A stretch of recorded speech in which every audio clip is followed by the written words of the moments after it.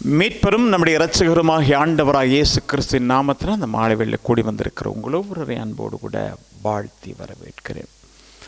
திருப்பிக் கொள்வோம் நம்முடைய வாக்குத்தத்த வசனத்துக்கு நேராகவே. எரேமியா தீர்க்கதரிசன புத்தகத்தின் 15ஆம் அதிகாரம் 20ஆம் வசனம்.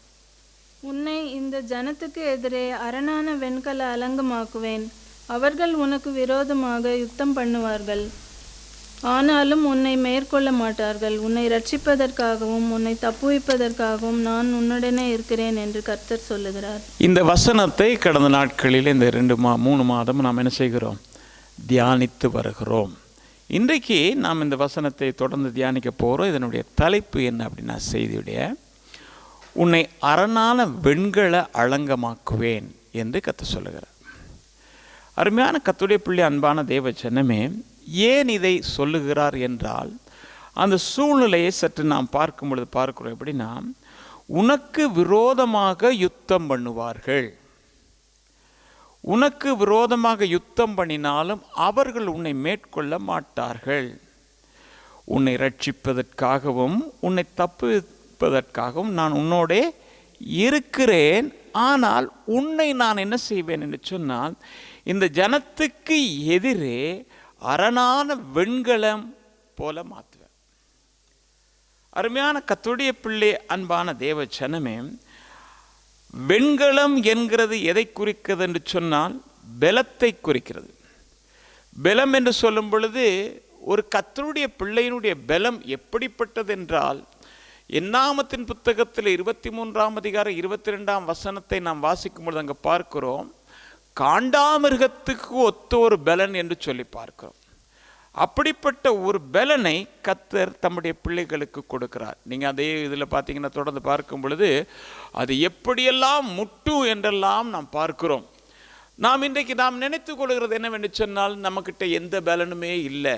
அதுக்கு காரணம் இருக்குது. பலன் இல்லாமல் இருக்கிறேன் என்று நினைக்கிறதுக்கும் காரணம் இருக்கிறது. ஆனால் நான் ஒன்று தெளிவாக சொல்வேன், நாம் எல்லாரும் பலன் உள்ளவர்கள் தான் என்று சொல்வேன். தேவ பலத்தினால் நாம் நிறைக்கப்பட்டு இருக்கிறோம்.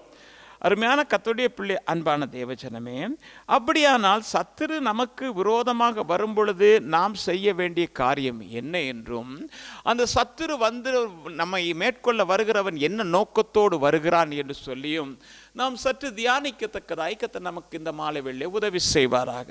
நீங்கள் திருப்பிக் கொள்வீர்களானால் நியாயாதிபதிகளுடைய புத்தகத்தில் 6ஆம் அதிகாரம் 2ஆம் வசனத்தை வாசிக்கும் பொழுது, மீதியானியரின் கை இஸ்ரவேலின் மேல் பலத்து கொண்டபடியால் இஸ்ரவேல் புத்திரர் மீதியானியர் நிமித்தம் தங்களுக்கு மலைகளில் உள்ள கெபிகளையும் குகைகளையும் அரணான ஸ்தலங்களையும் அடைக்கலங்களாக்கி கொண்டார்கள்.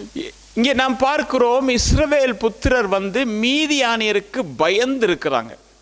இந்த மீதியானியர் என்ன செய்வாங்கன்னா, வந்தால் என்ன செய்வாங்கன்னு சொன்னால், இஸ்ரவேலருடைய பிரயாசத்தை அழிக்கணும், அவங்களோட வெள்ளாண்மையை அழிக்கணும், அவங்க குடும்பங்களை கண்ணீருக்குள்ளே நடத்தணும்.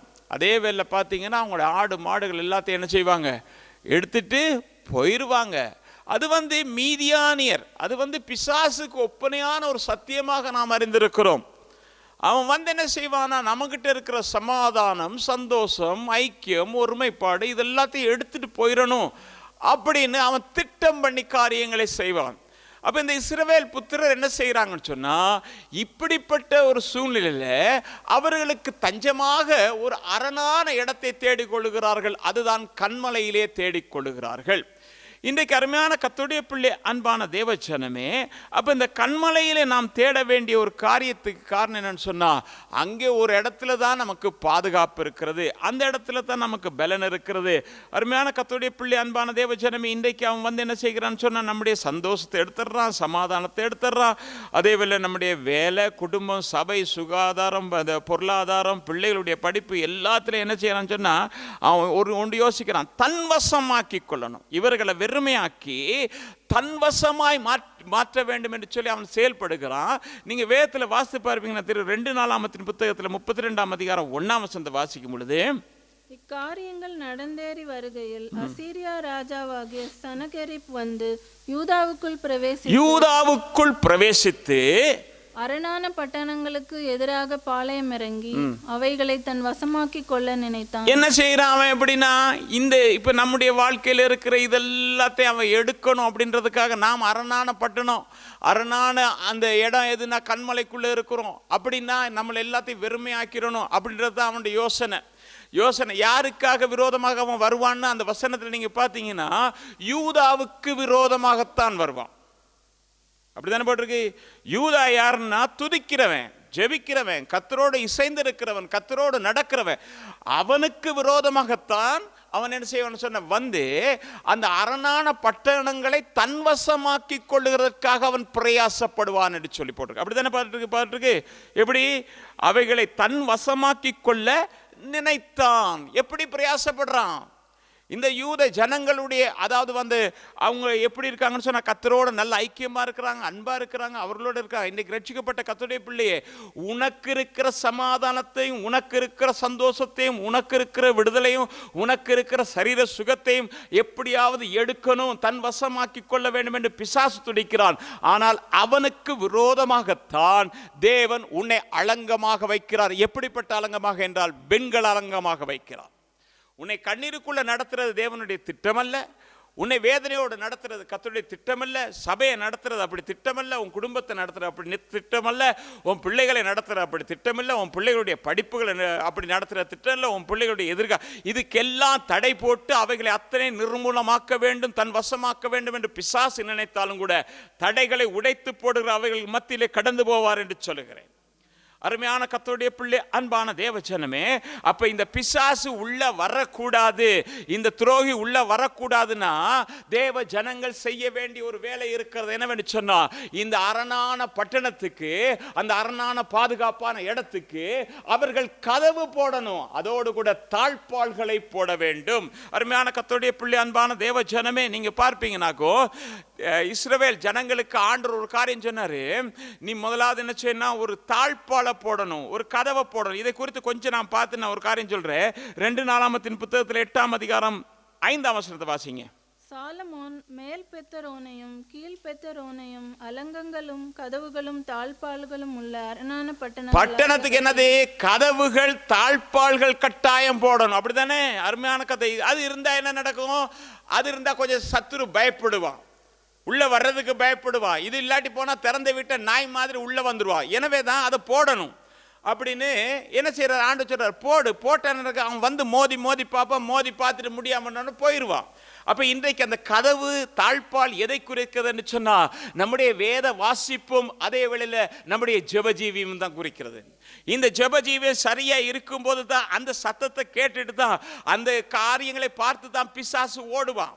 உங்ககிட்ட பணம் இருக்கிறதோ, உங்ககிட்ட வல்லம் இருக்கிறதோ, உங்ககிட்ட நண்பர் இருக்கிறதோ, அவன் நீங்க பிரபலி, அதை பார்த்துட்டு ஒரு நாள் பிசாசு பயப்பட மாட்டான். உங்ககிட்ட வேத வசனம் இருக்கிறதா, ஜெப ஜீவியம் இருக்கிறதா, இதை பார்த்து தான் பிசாசு ஓடுவான். எனவே பட்டணங்கள் பாதுகாக்கப்பட வேண்டும், அரணான இடம் பாதுகாக்கப்பட வேண்டும் என்று சொன்னா அங்கே கதவுகளும் தாழ்பாள்களும் போடப்படணும். அருமையான கர்த்தருடைய பிள்ளை, அன்பான தேவ ஜனமே, அது போடப்படாட்டி என்ன செய்வான், உள்ள வந்துடுவான். நீங்க வேதத்தில் வாசித்து பார்ப்பீங்கன்னா அவன் எப்படி ரகசியமான காரியங்களை செய்வான் என்று சொல்லி பார்ப்போம். நெகேமியாவுடைய புத்தகத்தில் 6ஆம் அதிகாரம் 2ஆம் வசனத்தை வாசிங்க. நான் வாசல்களுக்கு இன்னும் கதவு போடாது இருக்கையில், நல்ல கவனிங்க, வாசல்களுக்கு இன்னும் கதவு போடாது இருக்கையில் சன்பல்லாத்தும் கேஷேமும் ஆள் அனுப்பி நாம் ஓனோம் பள்ளத்தாக்கில் இருக்கிற கிராமங்கள் ஒன்றில் ஒருவரை ஒருவர் கண்டு பேசுவோம் வாரும் என்று கூப்பிட்டார்கள்.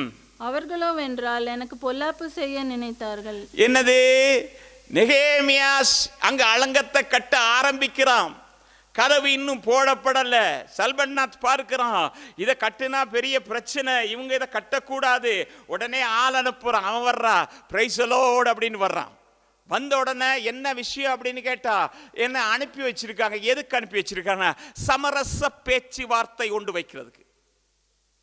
எது வச்சிருக்காங்க? சமரச பேச்சுவார்த்தை. நாம் கை கொடுத்து பேசுவோம், வாருங்கள், எங்கே ஒரு கிராமத்துக்குள்ள. ஆனா அவங்களுடைய உள்நோக்கம் என்ன என்பதை தேவ மனிதனாகி அவன் அறிந்திருந்தான். என்னது? தனக்கு பொல்லாப்பு செய்து தன் ஜீவியத்தை அழிக்க வேண்டும் என்கிறது அவருடைய திட்டமாக இருந்தது. இன்றைக்கு மாலை கூடி இருக்கிற கர்த்தருடைய பிள்ளை, அன்பான தேவஜனமே, தேவ மனுஷனாக தேவ மனுஷியாக நானும் நீ நிற்போம் என்றால் தேவன் நமக்கு ஏற்ற அறிவை கொடுப்பார். அந்த அறிவானது நமக்கு இனம் கண்டு கொள்ள உதவி செய்யும், நமக்கு வேறு பிரித்து காட்டும், நம்மை சரியான வழியிலே நடத்தும். பிசாசு பலவிதமாக உன்னை கொண்டு போய் எங்கேயாவது முட்டி மோத வைக்க நேரத்தில் கர்த்தர் உன்னை பாதுகாக்கிறார். அந்த நேரத்தில் தான் அருமையான கர்த்தருடைய பிள்ளை, அன்பான தேவஜனமே, அப்ப கதவு போடப்படாமல் இருக்கும்போது தான் வர்றான். ஆனா கதவு போட்டாலும் என்ன செய்யணும்னு சொன்னா கதவை பூட்டணும். எப்ப பூட்டணும்னு நெகேமியா சொல்லி கொடுக்குறான் பாருங்க. வாசிங்க நெகேமியாவுடைய புத்தகத்தில் 13ஆம் அதிகாரம் 19ஆம் வசனம். ஆகையால் ஓய்வு நாளுக்கு முன்னே எருசலேமின் பட்டண வாசலில் மாலை மயங்கும் போது கதவுகளை பூட்டவும். என்னது? மாலை மயங்குகிற நேரத்தில் என்ன செய்யணும்? கதவு பூட்டணும். ஏன் கதவு மாலை மயங்குற நேரத்தில் பூட்டணும்? சூரியன் அப்படியே என்ன செய்யுது? அஸ்தமிக்க ஆரம்பிக்குது. அப்ப என்ன நடக்கும்? கொஞ்சம் கொஞ்சமா என்ன வரும்? இருட்டு அப்படியே கொஞ்சம் கொஞ்சமா வர ஆரம்பிக்கும். இருட்டு வர ஆரம்பிச்சா என்ன நடக்கும்? அவனுடைய கிரியைகள் பலமாக நடக்கும். இன்னைக்கு பார்த்தீங்கன்னா என்னது பாருங்க, ஈவினிங்ல தான் ரெஸ்டாரண்ட்லாம் திறப்பான், எல்லாம் செய்வான், டிஸ்கோ திறப்பான், எல்லாமே நடக்கும். அங்கங்க பார்த்தீங்கன்னா ஒரே கொண்டாட்டம், ஒரே குடி, ஒரே ஆட்டம், ஒரே பாட்டு. எப்போ வருது? ஈவினிங்ல தான் வருது. காலையில வேணா வச்சிருக்கானா? காலையில தெளிவு பெறுவான். ஆனா ராத்திரியெல்லாம் நடக்கும் ஒரே.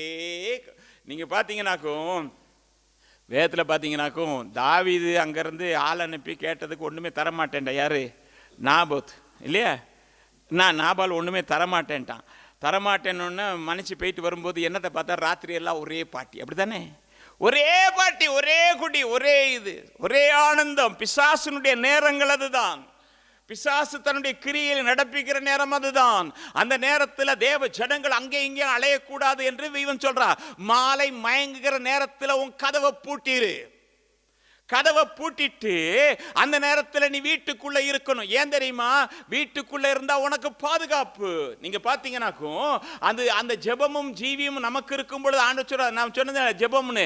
எப்படின்னா எகிப்து தேசத்துல அந்த ராத்திரி நீ என்ன செய்யணும் சொன்னா இயேசுவின் ரத்தத்தை நிலைக்கால்களிலே பூசணும். ஆட்டுக்குட்டியானவருடைய ரத்தத்தை நீ பூசணும். நீ தேவனுக்கு பயந்து தேவனுக்கு தேவனுக்காக ஜீவிப்பாய் என்று சொன்னா கர்த்தருடைய ஆவியான உன்னோடு கூட இருக்கும்போது உன் வாசல்களிலே இருக்கிறது என்னவென்று சொன்னால் இயேசுவின் ரத்தம் இருக்கிறது. சத்துரு வந்து பார்க்கிறான், இந்த வீட்டுக்குள்ள போக முடியாது, இந்த வீட்டுக்குள்ள தன் கிரியை நடப்பிக்க முடியாது, ஓட்டை எடுத்து ஓட வருவான். அங்க இயேசுவின் ரத்தம் இல்லை, ஒண்ணு இல்லை, எங்கேயும் களியாட்டம் தான், அங்கேயும் களியாட்டினா எல்லாமே ஒண்ணுதான் அப்படின்வான். அப்பதான் எல்லாத்துக்கும் இடம் போகும். ஆனா நம்ம என்ன செய்யணும்? அந்த மாலை மயங்குற நேரத்தில் கதவை பூட்டிடணும். பூட்டிட்டு அதுக்குள்ளே இருக்கணும். ஏன் தெரியுமா? சத்துருடைய நடமாட்டம் அந்த நேரம் தான் இருக்கும். அப்ப எப்ப அதை துறக்கணும் அப்படின்னா நீங்க வேதத்தில் வாசித்து பாருங்க. நெகேமியாவுடைய புத்தகத்தில் 7ஆம் அதிகாரம் 3ஆம் வசனம். அவர்களை நோக்கி, வெயில் ஏறு மட்டும் எருசலேமின் வாசல்கள் திறக்கப்பட வேண்டாம். நீங்கள் நிற்கும் போதே கதவுகளை சாத்தி தாழ்பால் போட்டு எருசலேமின் குடிகளில் போதும். என்னது? வெயில் ஏற வரைக்கும் என்ன செய்யக்கூடாது? கதவை திறந்துடாத. உள்ள போய் இருந்து பூட்டி தாழ்பால் போட்டுக்கொள். நீ உள்ள தாழ்பால் போட்டா அவன் உள்ள வர முடியாது. உனக்கு வியாதியை கொண்டு வர முடியாது, உனக்கு நஷ்டத்தை கொண்டு வர முடியாது, உனக்கு கஷ்டத்தை கொண்டு வர முடியாது, உன்னுடைய பிள்ளைகளுடைய வாழ்க்கையில காரியங்கள் நடப்பிக்க முடியாது, உன் குடும்பத்தில் காரியங்கள் நடப்பிக்க முடியாது, உன் சபையில காரியங்கள் நடப்பிக்க முடியாது, உன் வேலைத்தளத்தில் எந்த காரியத்தை ஏன்னா நீ உள்ளே இருந்து கதவை பூட்டு போட்டு தாழ்பால் போட்டு இயேசுவின் ரத்தம் வெளியில இருக்கு. நீ கதவை என்ன ஜெபமும் வேத வாசிப்பும் உள்ள இருக்கும்போது அங்க என்னன்னா அக்கினி அப்படியே வந்துகிட்டே இருக்காம எடுப்பான் ஓட்டம். இது அது இல்லாட்டி போனா என்ன செய்வான்? அவன் உள்ள வந்துருவான். எனவே சூரியன் அப்படியே வெளிச்சம் பிரகாசிக்க வரைக்கும் நீ கதவு திறக்காத. ஏன்னா வெளிச்சம் தான் போட்டு காட்டும். வெளிச்சம் தானே போட்டு காட்டும். இருட்டில் யார் போறான்னு தெரியல. அங்க ஒரு ஆள் போச்சு பாத்தீங்கன்னா யாரு தெரியல. ஆனா அதே ஆள் வெளிச்சத்துல போனா இன்னால தான் போகும்னு சொல்லுவோம். அப்படிதானே? அப்ப வெளிச்சத்தை வரும் வரைக்கும் நீ என்ன செய்யணும்? அமைதியா உள்ள இருக்கணும்.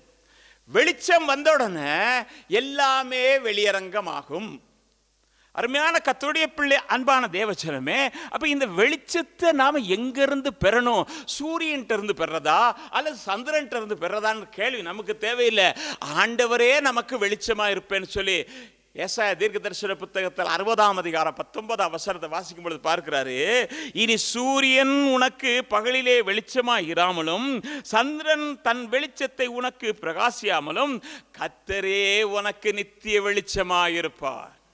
எல்லா இடத்திலும் இருட்டு இருக்கும். கோசோ நாட்டில் எங்க பார்த்தாலும் தடவி திரிகிற இருட்டு இருக்கும்.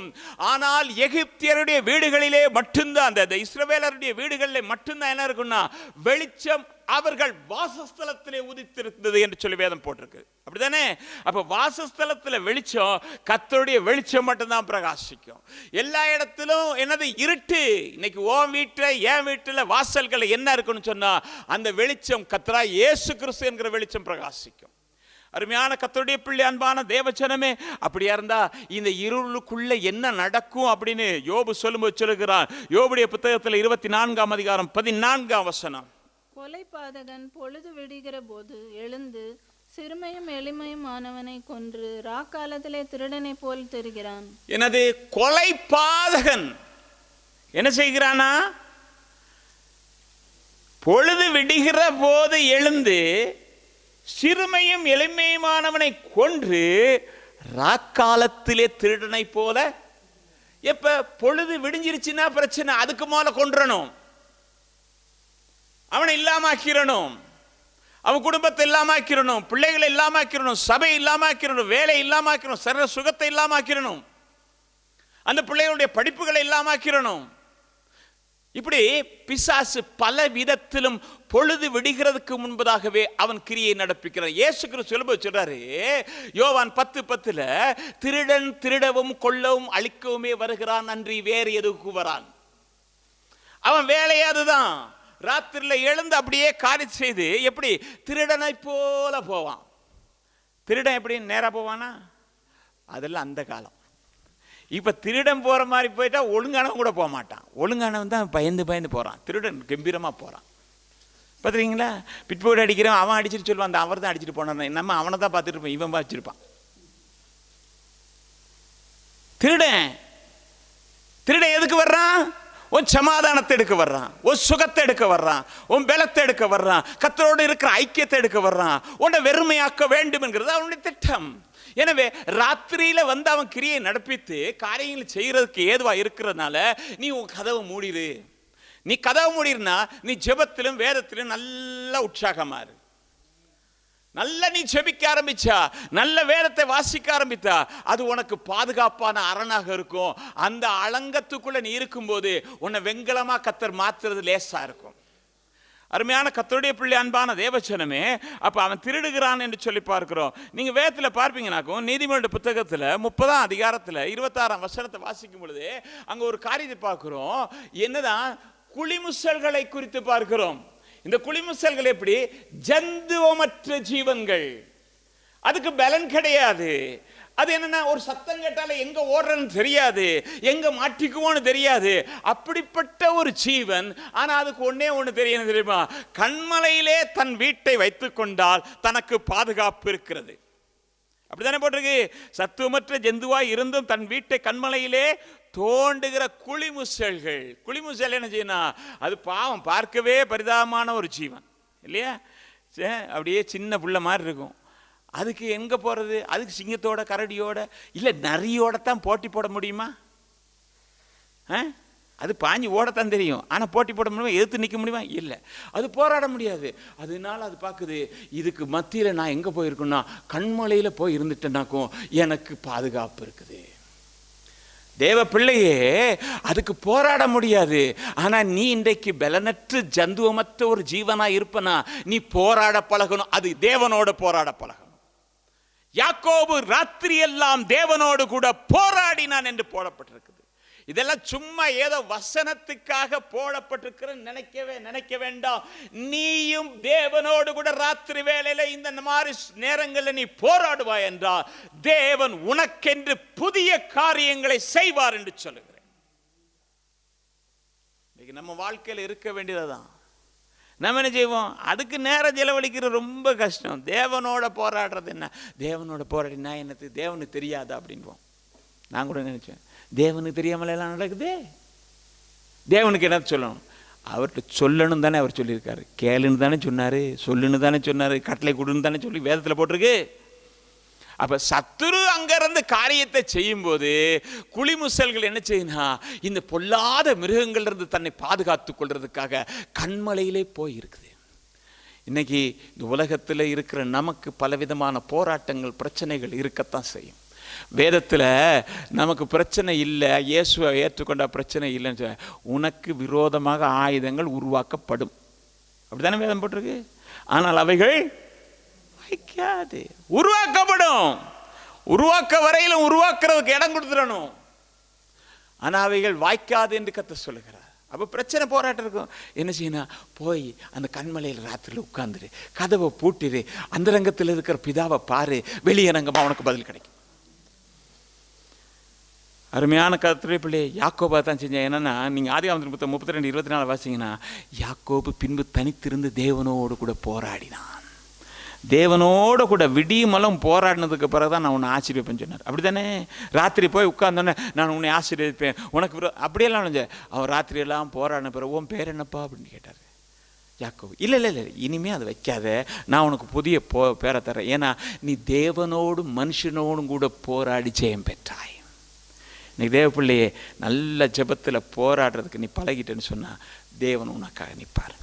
அருமையான கர்த்தருடைய பிள்ளை, அன்பான தேவஜனமே, அப்போ இந்த கண்மலை எதை குறிக்கிறனா? 1 கொரிந்தியர் 10:4 வாசிக்கும் பொழுது கிறிஸ்துவை குறிக்க. அந்த கண்மலை கிறிஸ்துவே.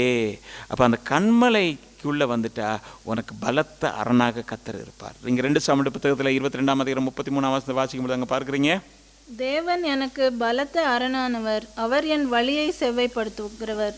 தேவன் எனக்கு என்னதான்? அவர் தான் நமக்கு பலத்த அரணான. அப்போ அந்த கண்மலையில் போயிட்டு உட்கார்ந்துடணும். அடுத்து நீங்கள் பார்த்தீங்கன்னா யோவேல் தீர்க்கதரிசி புத்தகம் 3:16 யோவேல் 3:16 கர்த்தர் சீயோனிலிருந்து கெச்சித்து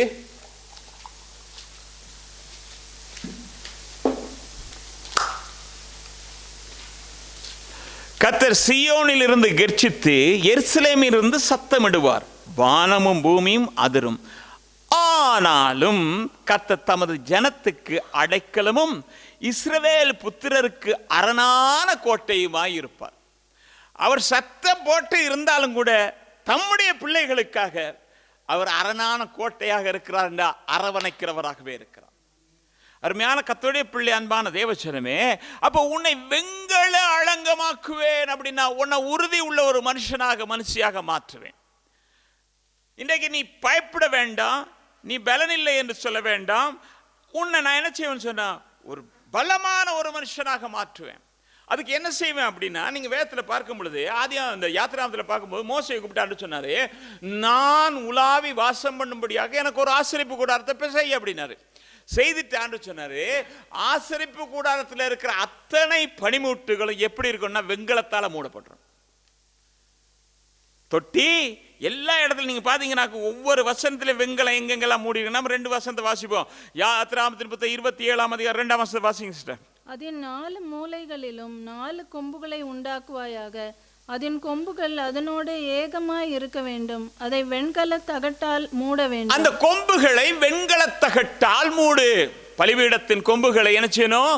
வெண்கல தகட்டால். பனிமூட்டு எல்லாமே வெண்கலத்துல தான் கூடுதலா செய்யப்பட்டிருக்கு. நீங்க அடுத்து வாசிச்சு பாருங்க 27:6 பலிபீடத்துக்கு சீத்திம் மரத்தால் தண்டுகளையும் பண்ணி அவைகளை வெண்கல தகட்டால் மூடுவாயாக.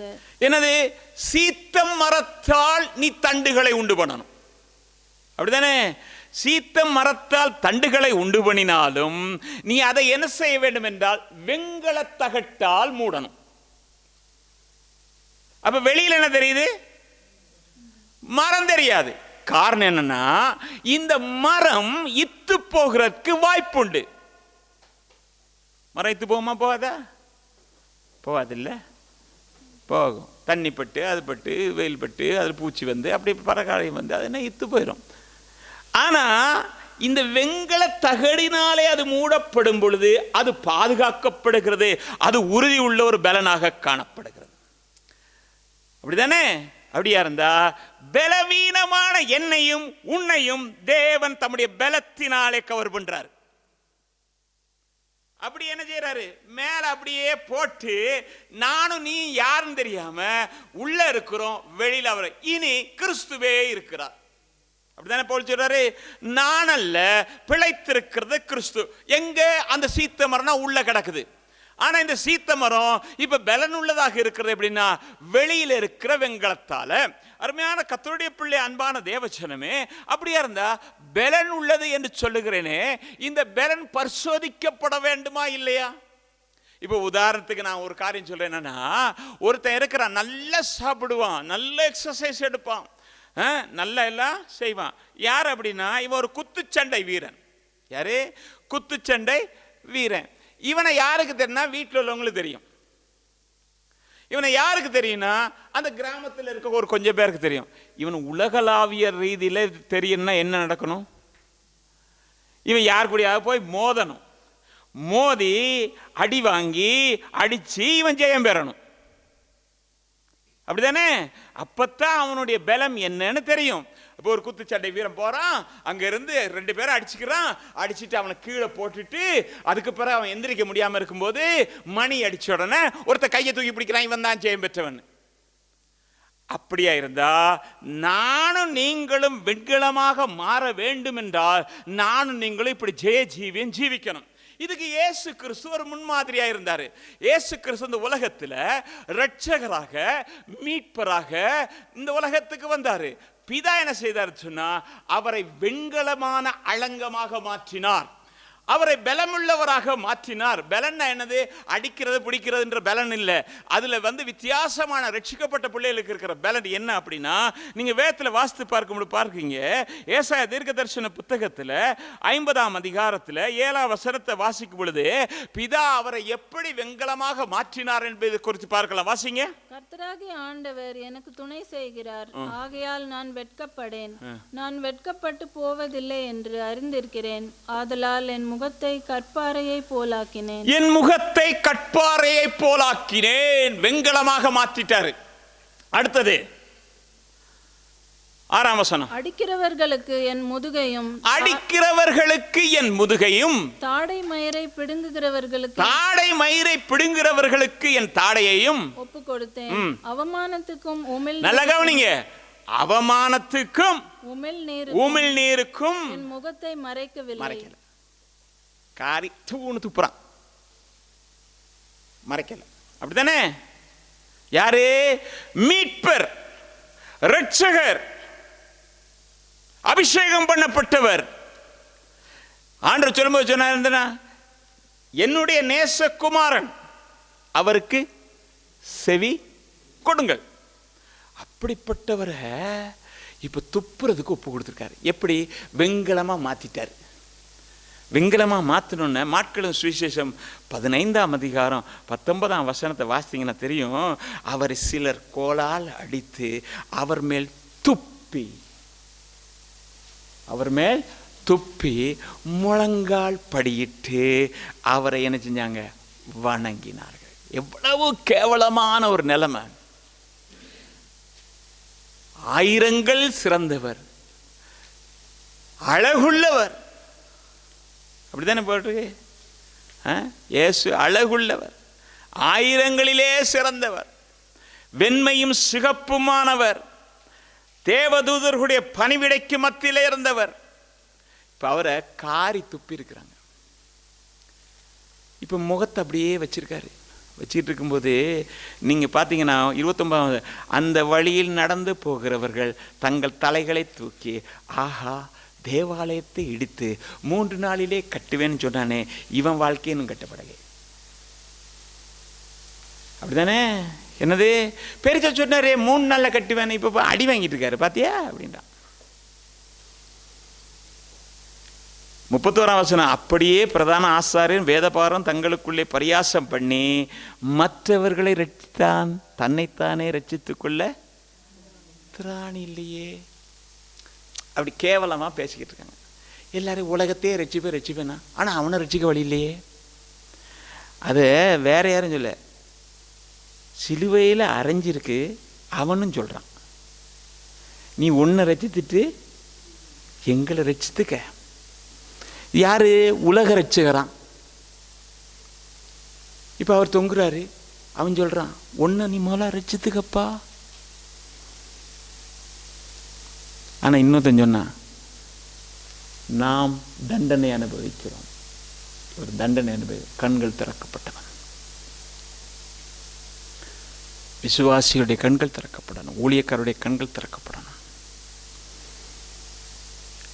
பிரதான ஆசாரியர், வேதபாரகர் எல்லாரும் அவரை பரிசோதிக்கிறாங்க. நீங்க பார்த்தீங்கன்னா தெரியும், பிலாத்து முன்னதாக கொண்டு போயாச்சு. 27ஆம் அதிகாரம் 13ஆம் வசனத்தை வாசிக்கும் பொழுது, பிலாத்து அவரை நோக்கி, இவர்கள் உண்மையில் எத்தனையோ குற்றங்களை சாட்டுகிறார்கள், நீ அவைகளை கேட்கவில்லையா என்றார். ஆனால் அவர் ஒரு வார்த்தையுமே பேசலை, ஒன்றும் மாறு உத்தரவும் சொல்லலை. அவனுக்கு தெரிஞ்சு போச்சு. நீங்கள் 17ஆம் வசனம் பார்த்தீங்கன்னா, பொறாமையினாலே அவரை ஒப்பு கொடுத்தார்கள் என்று பிலாத்து அறிந்து. இன்றைக்கி உங்கள் மேலே, என் மேலே, குடும்பத்தின் மேலே, பிள்ளைகள் மேலே பொறாமை நிமித்தமாக அநேக காரியங்களை செய்யலாம். பிசாசு பொறாமை. எகிப்தில் ஜனங்கள் அப்படியே வளர்றாங்க. எகிப்தில் ஜனங்கள் இஸ்ரவேல் ஜனங்கள் சந்தோஷமாக இருக்கிறாங்க. பொறாமை பார்வோனுக்கு வந்தது. அருமையான கர்த்தருடைய பிள்ளை, அன்பான தேவஜனமே, நெருக்கங்கள் வரும் பொழுது பிசாசு எதை தெரியுமா வச்சுக்கான்? நீ எவ்வளவு தூரம் கர்த்தரோடு இருக்கிற, உன் கதவை பூட்டி தாழ்பால் போட்டு உள்ளே இருக்கிறியே, அந்த மறைவிடத்தில் இருக்கிறியே, அப்படின்னா உனக்கு விரோதமாக காரியங்களை செய்தால் தான் உன்னை வெளியரங்கமாக கொண்டு வந்து அவமானப்படுத்த முடியுன்றது பிசாசு திட்டம். ஆனால் என்ன செஞ்சார் இயேசு? அத்தனையும் சகிச்சுக்கிட்டார். அருமையான கர்த்தருடைய பிள்ளையே, நீங்கள் வீட்டுக்குள்ளே பாருங்களேன், அவருக்கு என்னன்னு. வீட்டுக்குள்ளே அவருக்கு இந்த யோவான் எழுதின சுவிசேஷம் 7ஆம் அதிகாரம் 4-5 வசனத்தை வாசிக்கும் பொழுது, சகோதரர்கள்லாம் இருக்கிறான். சொல்கிறான், பிரபலமாகணும் நீ விரும்புனா நீ என்ன செய்யணும்? இப்போ எங்கே போகணும்? எருசலேம் போ, பண்டிகைக்கு போ, அங்கே தானே பிரபலமாகலாம். ஏன்? அவரை 1ஆம் வசனத்தில் பார்த்தீங்கன்னா, அவர் கொலை செய்ய வேண்டும் என்று சொல்லி யூதர்கள் வகை தேடிக்கொண்டிருக்கிறார்கள் போட்டிருக்கும் 1ஆம் வசனத்தில் 7ஆம் அதிகாரம். ஆனால் இப்போ என்ன நடக்குது? நீ அங்கே போவேன். ஏன்னா அவருடைய சகோதரர் கூட அவரை விசுவாசிக்கலை. எல்லாருக்கும் சத்தியத்தை சொல்கிறாரு, வீட்டில் யாரும் விசுவாசிக்கலை. சகோதரர் அதுக்கு என்ன ஊழியத்தை விட்டு அவர் போக முடியும்? அவர் தன் பாட்டுக்கு தன் வேலையை செய்துக்கிட்டு தன் முகத்தை கட்பாறையை போல வெண்கலமாக வைத்திருந்தார். தேவன் எல்லாவற்றுக்கும் மேலாக அவரை உயர்த்தினார். சிங்காசனத்தில் கொடுக்க வேண்டிய இடத்தை கொடுத்தாரு, மகிமைப்படுத்த வேண்டிய இடத்துல மகிமைப்படுத்தினார். அருமையான கர்த்தருடைய பிள்ளை, அன்பான தேவஜனமே, அத்தனையிலும் அவர் ஜெயம் பெற்றார். இன்றைக்கி நானும் நீங்களும் அப்படிப்பட்ட ஒரு ஜெயத்தை நாம் பெறணும். இன்றைக்கி உன் மீது, உன் பிள்ளையின் மீது, சபையின் மீது குற்றப்படுத்துகிற செயல்கள் அநேகமாக காணப்படலாம். எத்தனையோ காரியத்தை சொல்லலாம், எப்படியெல்லாமோ நிந்திக்கலாம், தூசிக்கலாம். ஆனால் நான் உனக்கு ஒன்று சொல்கிறேன், தேவன் இன்றைக்கும் உண்மையுள்ளவராக இருக்கிறார். நீங்கள் பார்த்தீங்கன்னா தெரியும், மீகாளன் தீர்க்கதரிசன புத்தகத்தில் நான் நீ செய்ய வேண்டிய வேலைகள், கர்த்தர் அதுக்கு பிறகு என்ன செய்வார்ன்றதை கொஞ்சம் பார்ப்போம். மீகாளன் தீர்க்கதரிசன புத்தகம் 7ஆம் அதிகாரம் 2-3 வசனத்தை வாசிங்க சிஸ்டர். தேசத்தில் பக்தி உள்ளவன் அற்று போனான், மனுஷரில் செம்மையானவன் இல்லை. அவர்கள் எல்லாரும் ரத்தம் சிந்த பதிவிருக்கிறார்கள். ரத்தம் சிந்த பதிவிருக்கிறார்கள். அவனவன் தன் சகோதரனை வலையிலே பிடிக்க வேட்டையாடுகிறான். என்னது? யாரை பிடிக்கிறதுக்கு? சகோதரனை வலையிலே பிடிக்கிறதுக்காக வேட்டையாடுகிறான். யாரு? நிம்ரோத் அதைத்தான் செய்வான். நிம்ரோத் என்று சொல்லும் பொழுது, நிம்ரோத் கர்த்தருக்கு முன்பதாக ஒரு பலத்த வேட்டைக்காரனாக இருந்தான், பரிசுத்தவான்களை வேட்டையாடுகிறவனாக இருந்தான், சகோதரர்களை வேட்டையாடுகிறவர்களாக இருக்கிறான். அப்புறம் பொல்லாப்பு செய்ய அவர்கள் 2 கைகளும். நல்ல கவனிங்க, பொல்லாப்பு செய்ய 2 கைகள், ஒரு கையில 2 கைகள் ஒன்று கூடுகிறது. அதிபதி கொடு என்கிறான். அதிபதி ஒரு கை, நியாயாதிபதி கைக்கூலி கேட்கிறான். நியாயாதிபதி யார் என்றால் நியாயம் தெரிந்தவன் நியாயாதிபதி. அதிபதி யார் என்றால் பிசாசு, இந்த உலகத்தின் அதிபதி. 2 கை கோர்த்து என்ன செய்யறன்னு சொன்னா வாசிங்க. பெரியவன் தன் துராசையை தெரிவிக்கிறான், இவ்விதமாய் புரட்டுகிறார்கள். இப்படி துராலோசனையை கொடுத்து புரட்டுகிறார்கள். அருமையான கர்த்தருடைய பிள்ளை, அன்பான தேவஜனமே, அப்படியா இருந்தா நீயும் நானும் செய்ய வேண்டிய வேலை என்ன? 7ஆம் அதிகாரம் 7ஆம் வசனத்தில் பார்க்கும்போது, நானோ வென்றால் கர்த்தரை நோக்கி கொண்டு என் ரட்சிப்பின் தேவனுக்கு காத்திருப்பேன். அவர் ரட்சிப்பின் தேவன் வந்து காரியங்களை செய்ய வரைக்கும் காத்திருக்கணும். அது வரைக்கும் காத்திருக்கணும். ஒரு நாள் காத்திருக்கிறதா, 2 நாள் காத்திருக்கிறதா? வேலை தளத்தில் அவன் பாட்டுக்கு என்னென்னமோ சொல்லி நம்ம வேலையை இல்லாமல் ஆக்குறது பார்க்குறான். நான் அமைதியாக இருக்கிறதா? அவங்க கூடி அதிபதியும் அவங்க உள்ளவங்க எல்லாம் சேர்ந்து என்ன செய்கிறாங்கன்னு சொன்னால், ஒருத்த வேலை ரட்சிக்கப்பட்டவனே அந்த இடத்துல இருப்பான், அவனே நமக்கு விரோதமாக காரியம் செய்வான். அப்படி நடந்தது. எனக்கு இல்லை, இன்னொருத்தர் சொன்னார், அவர் ரட்சிக்கப்பட்டு தான் நான் ரட்சிக்க பாருங்கள், எனக்கு விரோதமாக இப்படி செஞ்சிட்டார் அப்படின்னு. அவர் அப்படி தான் செய்வார். ரட்சிக்கப்பட்டாப்பில் எல்லாம் ரட்சிப்பா. அப்போ என்னது, காரியங்கள் அப்படி ஒன்று சேர்ந்து நடக்கும். காரியங்களை நான் என்ன செய்யணும் அந்த நேரத்தில்? கத்தாவேன்னு ஜெபம் பண்ணால் ஒரே நாளில் நடந்துருமா? நடக்காது. இந்தியாவில் ஒருத்தர், அவர் நல்ல மனுஷன், கத்தருக்கு பயந்த மனுஷன், லஞ்சம் வாங்கிறது கிடையாது, லஞ்சம் வாங்கிறதில்ல. அவர் உண்மையாக கத்தருக்குன்னு எல்லாம் இருந்தோடனே இந்த லஞ்சம் வாங்குறவனுக்கு எப்பயும் பிரச்சனை தானே. அவன் நம்ம மாதிரி வாங்கிட்டானா சேர்ந்து ஓடி போயிடலாம். இவன் என்ன செய்கிறான்? வாங்க மாட்டேன்றானே. அப்போ இது எதையாவது ஒரு காரியம் செய்து ஒரு மாதிரி செஞ்சு அவர் வேலையை விட்டு விளக்குறதுக்கு எல்லா காரியம் செஞ்சாச்சு. இப்போ வழக்கு போகுது. வழக்கு விசாரணையிலே நீதிபதி தீர்ப்பு கொடுக்க வேண்டிய நாள் வருகிறது. இந்த 4 பேரும் காரில் போகிறோம்னா, அது பாவப்பட்ட ஜீவன், முகத்தை கட்பாறையாக வச்சிருக்கு, வெங்கலம் மாதிரி வச்சிருக்கு, காரி துப்பி உமிழ்ந்து இவன் கல்லேன்ற மாதிரி எல்லா காரியத்தையும் எல்லாம் செஞ்சுருக்கிறாங்க. அது பாட்டுக்கு இருக்குது. போகிற வழில ஒரு யானை அடித்து 4 பேரும் அதே இடத்துல முடிஞ்சு. நீதிபதி கேட்டார் எங்கே அப்படின்னு. 4 பேர் நடு ரோட்டில் இருக்கான். அவர் சொன்னார், அவரே நியாய தீர்ப்பு வழங்கும் போது நான் என்னத்தை நியாயம், இது உலக மனுஷன் சொன்னால் உனக்காக தேவன் இருக்கிறான்றதை மறந்துடாத. உனக்காக ஒரு தேவன் உண்டு, உன் மீது கண்ணோக்கமாய் இருக்கிற தேவன் உண்டு. அருமையான கர்த்தருடைய பிள்ளையே, நானோ வென்றால் கர்த்தரை நோக்கி கொண்டு என் ரட்சிப்பின் தேவனுக்கு காத்திருப்பேன், என் தேவன் என்னை கேட்டருளுவார். இந்த வசனத்தை முதலாவது விசுவாசிக்கணும். என் ஜெபத்தை கேட்பார், என் விண்ணப்பத்தை கேட்பார், என் வேண்டுதலை கேட்பார். எனக்கு இருக்கிற இந்த சரீர பலவீனம், எனக்கு இருக்கிற இந்த வியாதி, என்னுடைய தேவை, என்னுடைய பொருளாதாரம், என் பிரச்சனை, என் இந்த எல்லாம் பிசாசு கொண்டு வந்த ஒவ்வொரு காரியத்தையும் கர்த்தர் பார்க்கிறார். இவைகளுக்காக நான் ஜெபிக்கிறேன். கர்த்தர் என்னை ஆசீர்வதித்து உயர்த்துகிற ஒரு நாள் வரும் என்று சொல்லி கர்த்தருக்காக காத்திருக்கணும். அதுக்கு முதல்ல வந்துடக்கூடாது. அருமையான கர்த்தருடைய பிள்ளை, அன்பான தேவச்சனமே, 9ஆம் 10ஆம் வசனத்தை வாசிங்க சிஸ்டர். நான் கர்த்தருக்கு விரோதமாக பாவம் செய்தேன். அங்கதான் இருக்கு பிரச்சனை.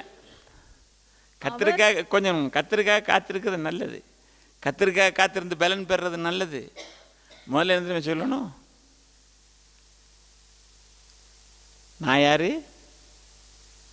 பாவம் செஞ்சவன். அப்படித்தானே? நம்ம அப்படியெல்லாம் யோசிக்கிறது இல்லை. நம்ம நீதிமானாக இருக்கும்போது நம்ம கருத்து ஜெபம் கேட்காம அப்படி இருக்குது கர்த்தர். இன்னொரு தோல் அசைச்சிட்டு போகிறது. ராத்திரியில் கதவை பூட்டிட்டு உள்ளே உட்காந்து முதலாவது பாவத்தை உணரணும். பாவத்தை உணரணும். நமக்கு பாவம் இல்லை என்போமானால் நம்மை நாமே வஞ்சிக்கிறவர்களாக இருப்போம். அப்படித்தான் வேதம் சொல்லுது. ஒரு பாவமும் செய்யாமல் நன்மையை செய்யத்தக்க நீதிமான் பூமியிலே ஒருத்தர் இல்லை. ஆண்டு மேலே உட்காரணும். ஆண்டவரே, இத்தனை வேதனைக்கும் என்னுடைய பக்கத்தில் என்ன காரியம் எனக்கு சொல்லுங்க ஆண்டவரே. என் பாவம் நீங்க என்னை சுத்திக்கிறீங்க ஆண்டவரே. இருதயத்தில் உண்மை இருக்க விரும்புகிற கர்த்தாவே, என்னை சுத்திக்கிறேன். அப்படிதானே சங்கீதக்காரன் ஜெபம்னா? சங்கீதம் 51 என் பாவமாற என்னை சுத்திக்கிறீங்க ஆண்டவரே. ஈசோப்பினால் என்னை கழுவுங்க ஆண்டவரே. உம்முடைய இரத்தத்தினால கழுவுங்க ஆண்டவரே. என்னை சுத்தி. அப்போ தான் வெண்மையாகும். வெண்மையானா தான் கர்த்தரோட பேச முடியும். கர்த்தரோட பேசும்போது தான் கர்த்தர் பதில் கொடுக்க முடியும். அப்போ என்ன செய்யணும்? முதலாவது பாவ அறிக்கை செய்யணும். பாவ அறிக்கை செய்துட்டு நமக்கு ஒரு சந்தோஷம் வரும். பிசாசு நம்ம பாவத்தை வச்சுக்கிட்டு கர்த்தர் கிரியை செய்ய விடாதபடிக்கு தடை பண்ணுவான். பிரதான ஆசாரியனாகிய யோசுவா கர்த்தருக்கு முன்பதாக நிற்கிறான். வலதுபுறத்திலே பிசாசு நிற்கிறான். குற்றம் சுமத்தும்படியாக இருக்கான். கர்த்தர் என்ன செஞ்சாரு? இவன் அக்கினியிலிருந்து தப்புவிக்கப்பட்ட கொள்கிறார். கர்த்தர் வாதாடுகிறார். இன்னைக்கு தேவ பிள்ளையே, கர்த்தர் உன்னை மன்னித்து உன்னை ஏற்றுக்கொண்ட கர்த்தர் உனக்காக இன்றைக்கும் நிற்கிறார், எனக்காக நிற்கிறார். விசுவாசிக்கலையா?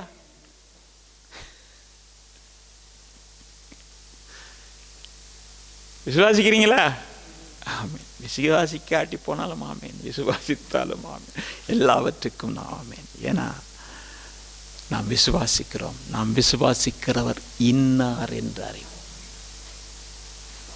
அருமையான கர்த்தருடைய பிள்ளை, அன்பான தேவச்சனம். அப்புறம் வாசிங்க சிஸ்டர். அவர் எனக்காக வழக்காடி, நல்லா கவனிங்க, அவர் எனக்காக வழக்காடி என் நியாயத்தை விசாரிக்க மட்டும் அவருடைய கோபத்தை சுமப்பேன். என் நியாயத்தை அவர் ஒரு நாள் விசாரிப்பார் என்கிற விசுவாசம். அப்புறம் அவர் என்னை வெளிச்சத்திலே கொண்டு அப்புறம் என்னை வெளிச்சத்திலே கொண்டு வருவார். அவருடைய நீதியை பார்ப்பேன். அவருடைய நீதியை நான் பார்ப்பேன். அருமையான கர்த்தருடைய பிள்ளை, அன்பான தேவச்சனமே, நான் அவருடைய நீதியை பார்ப்பேன். நீங்க மீகா எழுதின தீர்க்க தரிசன புத்தகத்திலே 10ஆம் வசனத்தை வாசிங்களே. உன் தேவனாகிய கர்த்தர் எங்கே என்று என்னோட சொல்லுகிற என் சத்துருவானவள் அதை பார்க்கும்போது வெட்கம் அவளை மூடும். எனது உன் தேவனாகிய கர்த்தர் எங்கே என்று என்னோட சொல்லுகிற என் சத்துருவானவள் அதை பார்க்கும்போது வெட்கம் அவளை மூடும். என் கண்கள் அவளை காணும். இனி வீதிகளின் சேற்றை போல மிதிக்கப்படுவாள். அதுக்கு என்னது? என் பாவத்தை அறிக்கை பண்ணி கர்த்தர் எனக்காக வழக்காடி என்னை வெளிச்சத்தில் கொண்டு வந்து என்னை நிறுத்தும் போதுதான் கர்த்தருடைய அற்புதத்தை பார்க்க முடியும். அருமையான கர்த்தருடைய பிள்ளை, அன்பான தேவச்சனமே, நான் வெளிச்சத்துக்கு வரும் பொழுது என்னிலிருந்து வெளிச்சம் பிரகாசிக்க ஆரம்பிக்கும். யோவான் சுடர் விட்டு எரிகிற ஒருவனாயிருந்தான். அப்படித்தானே? அது எப்படின்னா, கர்த்தருடைய வெளிச்சம் என் மேல் பட்டு என் மூலமாக வெளிச்சம் வரும். வெளிச்சம் வரும்போது தான் அற்புதம் நடக்கும். இன்னைக்கு ஒரு காரியம் செய்யுங்க. இன்னைக்கு இந்த செய்தியில் உங்களுக்கு எதுவும் தாக்கம் இருக்குமா? அதாவது உங்களோட கூட கர்த்தர் பேசியிருப்பாரு. ஆனால் முதலாவது செய்ய வேண்டிய வேலை என்ன தெரியுமா? கண்மலையில போய் உட்காருங்க, கதவை பூட்டுங்க, அந்த ரங்கத்தில் இருக்கிற பிதாவை நோக்கி பாருங்க, பாவ அறிக்கை செய்யுங்க, நீதி செய்கிற தேவனுக்காக காத்திருங்க. காரியங்களை நிறைவேற்ற கர்த்தர் உண்மையுள்ளவராக இருக்கிறார். உன் குடும்பத்தில் உனக்கு விரோதமாக, உன் பிள்ளைகளுக்கு விரோதமாக, சபைக்கு விரோதமாக, தொழிலுக்கு விரோதமாக, சரீரத்துக்கு விரோதமாக எழும்பி நிற்கிற பிசாசை தேவன் அதம் பண்ணுவார். அதம் பண்ணும்போது நீ அலங்கத்துக்குள்ளே இருந்து குதூகலிக்க முடியும், அலங்கத்துக்குள்ளே இருந்து மகிழ்ச்சியா இருக்க முடியும். அப்பொழுது சஞ்சலமும் தவிப்பும் ஓடி போகும், மகிழ்ச்சி உன்னிடத்திலே காணப்படும். கர்த்தர் இந்த மாலை வேளை நம்ம ஒரு ஆசீர்வதிக்கும். நம்ம எல்லாரும் எழுந்திருந்து நாம் ஜெபம் பண்ணுவோம். சில ஜெப விண்ணப்பங்களும் இருக்கிறது, அதுக்காக நான் சொல்றேன், அதையும் ஜெபம் பண்ணுவோம். ஹல்லேலூயா.